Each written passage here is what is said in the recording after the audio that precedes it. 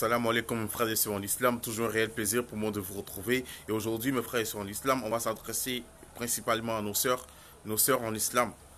Vous voyez, mes sœurs, il faut savoir d'abord que la femme elle est précieuse en islam et que le corps de la femme est sacré en islam. La femme elle ne doit pas dévoiler son corps n'importe comment, n'importe où et devant n'importe qui.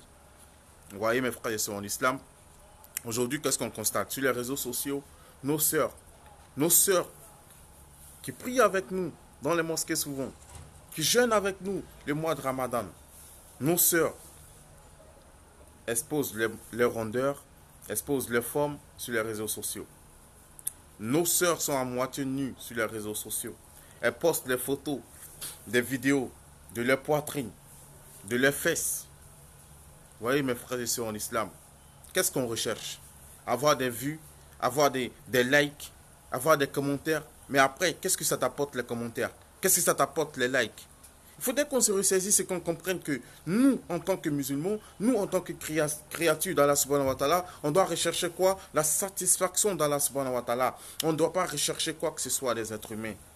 Tu veux être aimé des gens, tu veux avoir le maximum de likes, le maximum de commentaires, le maximum de vues. Mais après, qu'est-ce que toi tu gagnes?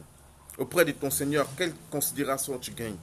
Voyez, c'est ça le plus important. Toutes les œuvres toutes les actes qu'on pose, tous les actes qu'on pose, on les pose uniquement pour satisfaire Allah subhanahu wa ta'ala, pour plaire à Allah subhanahu wa ta'ala. Mais nous aujourd'hui, on fait tout le contraire.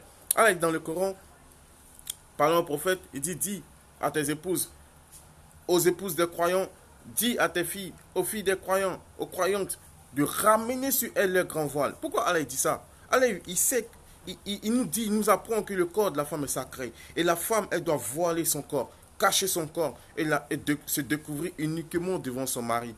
Mais aujourd'hui, nos sœurs, elles pensent que c'est en se montrant peut-être à moitié nues sur les réseaux sociaux qu'elles auront un mari. Là, c'est pas possible.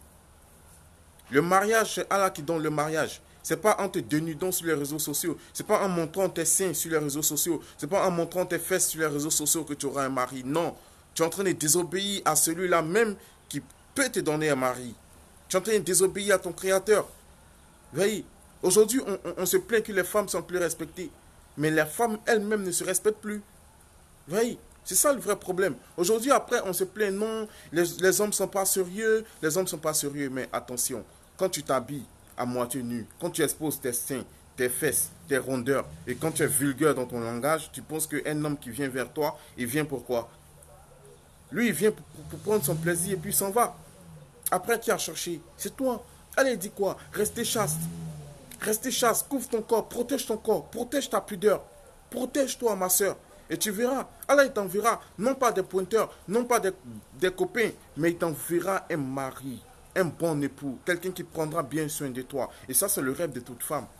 C'est pourquoi, mes soeurs, si on atteste qu'il n'y a de Dieu qu'Allah, et que le prophète Mohammed sallallahu alayhi wa sallam est son messager, il faudrait qu'on arrête de mettre les mèches. Qu'on arrête de mettre les fossiles. Qu'on arrête de mettre les tatouages, tout ça. Dieu il nous a créé de la meilleure des façons. Et vous êtes belle, naturelle. C'est Allah qui vous a créé comme ça. Il ne faut pas ajouter. Il ne faut pas mettre les mèches pensant qu'avec les mèches, on sera plus belle. Non, ce n'est pas vrai. Ce n'est pas vrai.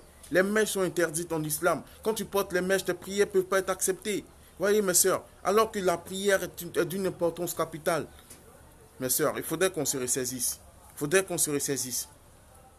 Qu'on arrête de s'habiller de façon extravagante, de façon provocante. Et après, on se plaint, il y a eu des vols, il y a eu des viols, pardon. Mais c'est ça, il y a des gens, c'est des pervers. Quand ils voient ça, ils sont surexcités.